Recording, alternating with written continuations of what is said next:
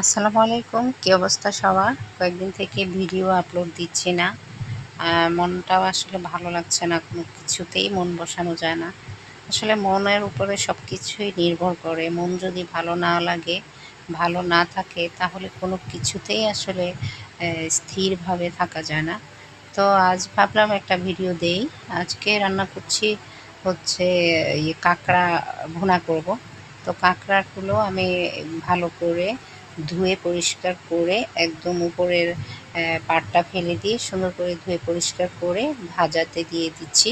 আর ভাজা ভালোভাবে চিংড়ি মাছ যেমন ভাজা করে তারপর হচ্ছে মশলা কষিয়ে দেয়, ঠিক কাঁকড়াগুলো সেমভাবে আমি কষিয়ে তারপর হচ্ছে একটু পানি দিয়ে তারপর হচ্ছে ৮-১০ মিনিট এটাকে জাল দেব।